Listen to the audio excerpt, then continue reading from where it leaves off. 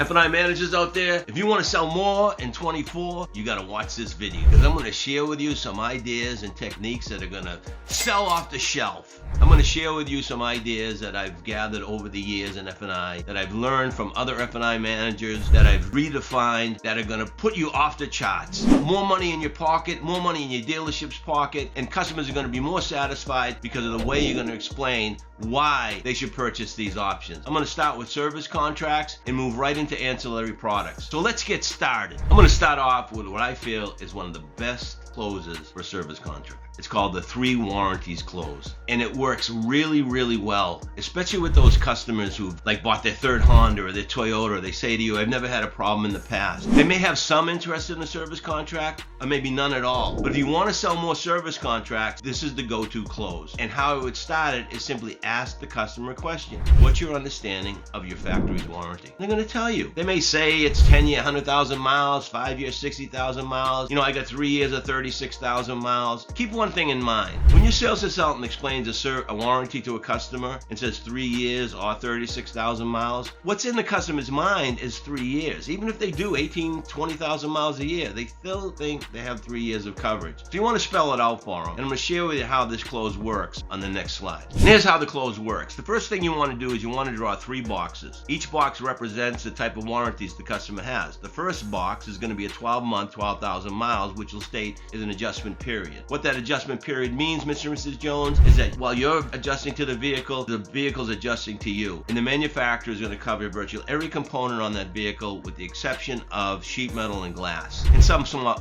maintenance items. And then the second box, you want to put the basic warranty. I don't like to call it bumper to bumper. I like to say basic. And I kind of make a joke. It's a 3-year, 36,000 mile basic warranty. Most people, even the manufacturer, calls it bumper to bumper. You know what, Mr. and Mrs. Jones? It doesn't cover the bumpers, but it does cover virtually everything in between, except for sheet metal and glass and normal maintenance. And then you draw in the last box, you put the powertrain coverage. Now, you may have a 560 basic coverage, some of the Kias and Hyundais, or you may have 10-year, 100,000 miles, whatever it is. Then you put the 5-year 60, and that's powertrain. And you explain to them that that's lubricated components, anything that's touching oil.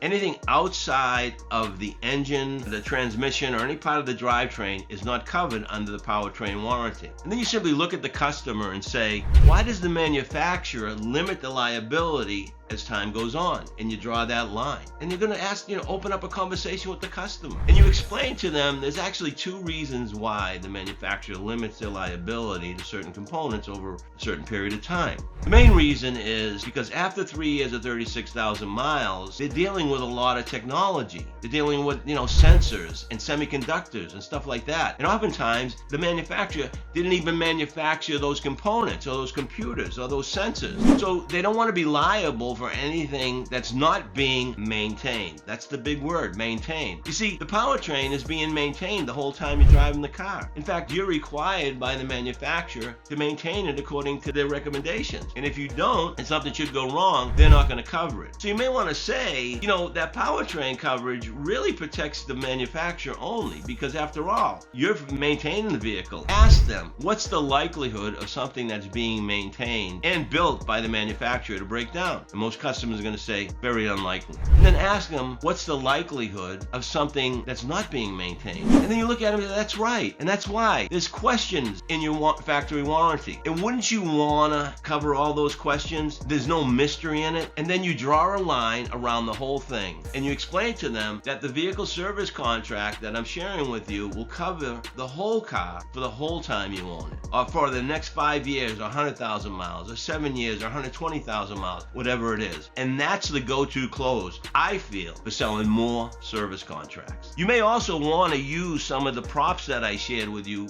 in other videos, like this one showing the powertrain. Everything inside that wheel that's turning around is the only thing that's covered under the factory warranty. And the cell phone I often use. I use a cell phone and then that mini car, just the chassis. And I put the cell phone on top of the chassis. And then there's the staple close and all those other things to talk about why the manufacturer limits the liability for the shortest period of time on the electronics. And they will warranty the vehicle for the most period of time on those things that are being maintained and surrounded by oil.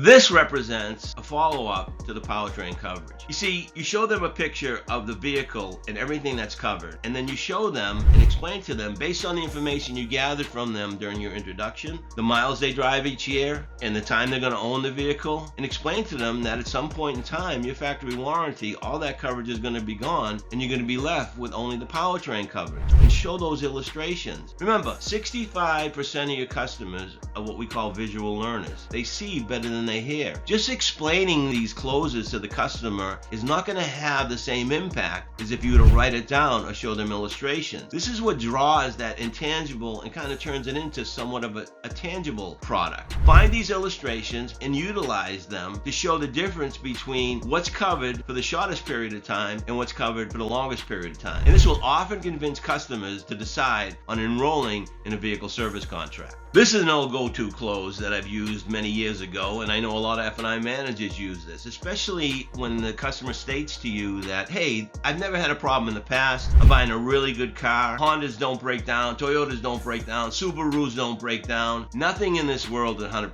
That's how you start the close. You know, there may be another way of looking at it, Mr. and Mrs. Jones. Nothing in this world is 100%. For a moment, say that your vehicle over the course of ownership is 99.9% reliable. Would you say you got a really good car? And the customer's going to look at it and say, of course I did. Well, like I mentioned, nothing is 100%. Wouldn't you agree? The customer goes, yeah. So even if your vehicle's 99.9%, let's take a look at how that affects vehicle. 99.9%. I'm not talking about 15,000 components. I want to narrow it down to only 5,000 components, and then a lot of those components are electronics, because the way vehicles are built today, they don't have all those moving parts like they did before. Everything's modules, everything's sensors, everything's semiconductors. So narrow it down to 5,000 components. 5,000 divided by 99.9%. That means there's going to be 5 components that could fail over the course of ownership. And you want to determine what your average cost to repair the vehicles are in a service department by simply asking service manager, what's the average cost to repair a car on a breakdown? Even warranty work. And you use that in this close. So you take the 5,000 components divided by 99.9%, leaves 5 components. You could even go as far as say, it is a Honda. Let's cut that in half. That's only 2.5 components. And the average cost to repair vehicles in our shop is $900. 5 times breakdowns, 4,995 reliable components. You stand a chance of spending up to $4,500, even if your vehicle is 99.9%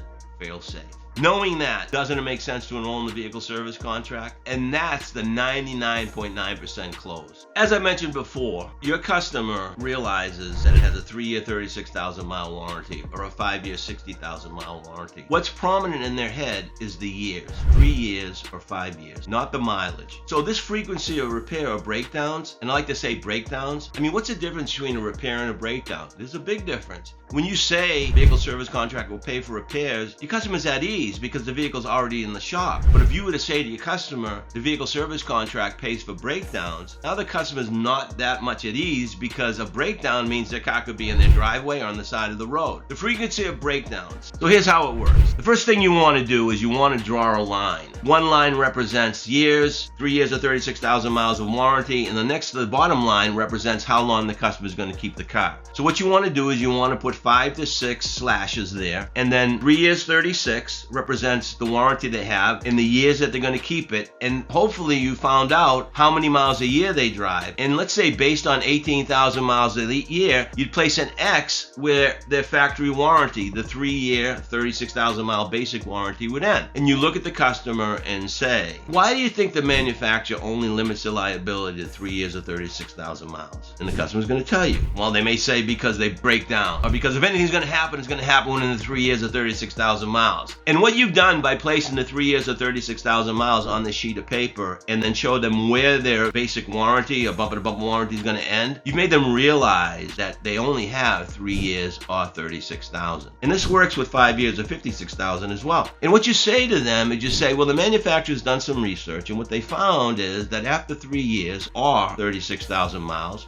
mileage and wear, vehicles have a tendency of what they call frequency of repair. The repairs go up after the 36,000 miles. Now, you're only going to be covered under the factory warranty, and you draw that circle for the first 2 years of ownership. How would you like to have? Would you rather have the coverage for the first 2 years of ownership, or then you circle the second 3 or 4 years of ownership and say, would you rather have the coverage the second half of ownership, the 3 to 5 years of ownership? And the customer's going to look at it and say, well, of course, I'd rather have them the second half. And you say, exactly. One of the nice things about doing business or enrolling in the vehicle service contract, you have no worries because you have coverage for the whole car for the whole time you own it. And that, my friends, is the frequency of repair rebuttal. So now that I've shared with you a few service contract rebuttals or closes, I wanted to talk about using common items to close your customer. I mean, most customers are going to walk into your office and they're going to place their cell phone right on your desk. You could use that as a prop. If you were to look at their cell phone, you can determine whether they have a case protector or a screen protector, and you ask them if they have insurance on their cell phone. It's sitting right in front of you.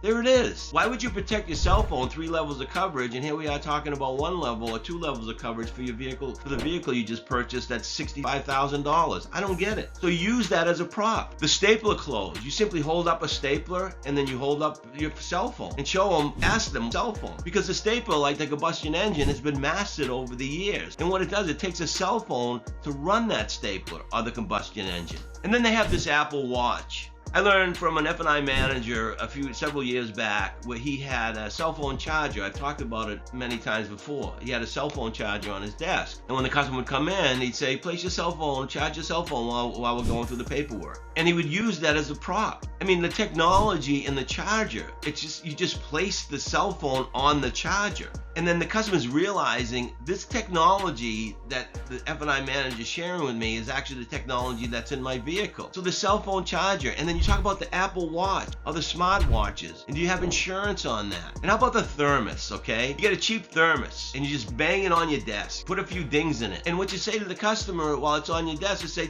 these are aluminum bodies. That vehicle you just purchased has an aluminum body, okay? The metal isn't as strong as it used to be years ago. Dings or dents are liable to happen. This is just an illustration. I mean, look at my poor thermos in my office. Can you imagine your poor car out in the elements? Use these common items and you should be surprised at the results. I've often talked about a pen, and the only thing that's covered under powertrain warranty is the ink inside the pen. Everything outside of the pen is not covered. And then you look around your office at all the technology in your office and say, this is what drives your car. This is the only thing that's maintained for the longest period, that's warranted for the longest period of time. But think about it, it's being maintained by you. And you maybe make a joke. When was the last time you changed your oil in your radio? And everybody starts laughing and loosen up the moment, and you lower the apprehension and the resistance, and you sell more product. That's how you get it done. Use common items and watch what happens. Now I want to share with you what I feel is one of the best closes that I've come up with. You know, years ago, I used to say to people when they didn't buy, it's only a couple bucks a day, it's a pack of gum, it's a pack of cigarettes, it's a 6-pack of beer. Today, it's a Starbucks coffee. The problem with that is you're actually taking away the 6-pack. You're taking away the Starbucks coffee or the pack of gum. People can relate to it, but they'll relate better if you spell it out for them. So you want to grab a piece of paper and you want to use the customer's cell phone or just hand them a small calculator. And when the customer says to you, look, Gerry, I'm really not interested. I don't want to spend the extra money. I get it. You don't see enough value to spend the extra money. I get it. These options aren't for everybody. But remember, there may be another way of looking at it. That's the best transition statement I can come up with. Mr. and Mrs. Jones, there may be another way of looking at it. Do you mind if I share something with you? The customer says, okay, go ahead, Gerry. Let's take your cell phone. You have a calculator on your cell phone, and you ask them to go to the calculator. And there they are. They got their cell phone in their hand. They're at their calculator. And you say to them, all right, you're comfortable with the base payment of $483. In the vehicle service contract, or whatever product that you're somewhat interested in, is an additional $38 a month. I get it. $38 seems like a lot on the surface. But like I mentioned before, there may be another way of looking at it. Let's take your calculator and put the $483 in the calculator and divide that by 30. 30 is the average number of days in a month. And then ask the customer, what do you got? And they say $16.10. Say, okay, do me a favor, just write that down. So they write the $16.10, it's sitting right in front of their face, and you explain to them that that's how much you're comfortable with every single day. you're spending that money on the vehicle. And if you're like most people, you budget monthly and spend daily. What do I mean by that? Is you have enough money in the bank to pay all your bills, including your car payment, the insurance on the car, food on your table, electric, rent, mortgage, whatever. It's in the bank. Some months you may pay more on the credit card than you did the previous month. But that's the budget that most people run on today. But you still go out every day and spend money. The customer says, of course I do. Like me, myself, I spend between $5 and $10 a day between lunch and whatever else I want to buy. How much do you usually spend per day? The customer's going to tell you, maybe 5 or 10, about the same. That's what we call disposable income, because you have enough money in the bank to cover all your expenses, but you still have that disposable income. Now, most customers may not run around with cash in their pocket, but they certainly have that ATM card. And then you look at them and say, okay, the product or the service contract that you're most interested in is an additional $38 a month. Take the 38 and divide it by the same 30 days. What do you got? Customer does that, calculates it in the cell phone, and looks at it and says $1.27.